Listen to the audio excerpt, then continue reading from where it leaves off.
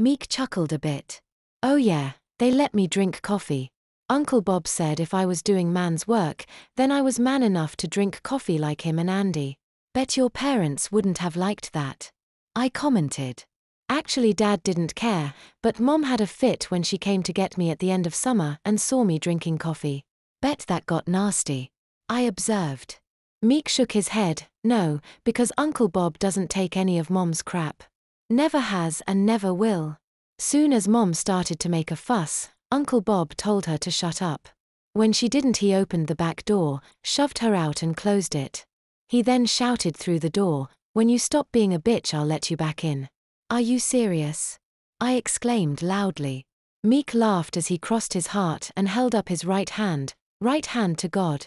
Laughing along with him, I said, I need your uncle to teach my mom how to do that with my grandfather. Yeah, no kidding.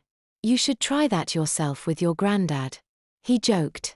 To be honest, I sort of have grown used to having my head attached to my body. So I think I won't risk it. Meek got a kick out of that. Don't blame you there. I wouldn't have the guts either. Well, anyway, like I was saying, Andy and I stunk, and due to our odoriferous emanations, we were made to ride in the bed of the truck. Odoriferous emanations.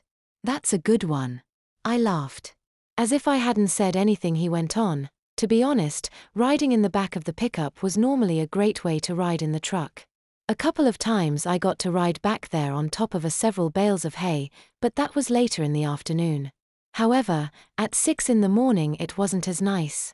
It was still very early summer and we were up in northern Minnesota, so the mornings were quite chilly when traveling at 50 miles an hour down old, winding, bouncy dirt roads.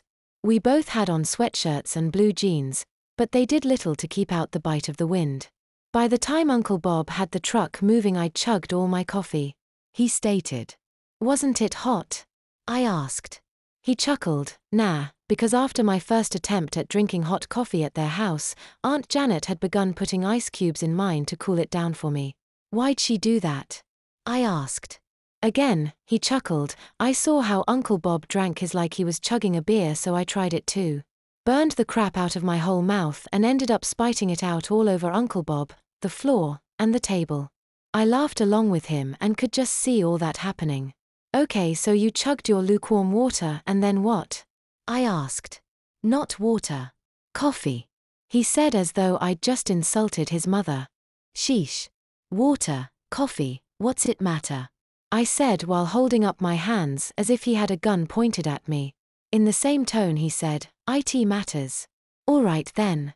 You don't have to bite my head off. You chugged your coffee and then what? Oh well, I popped the last bite of my biscuit sandwich into my mouth and settled down in the truck with my back to the cab of the truck.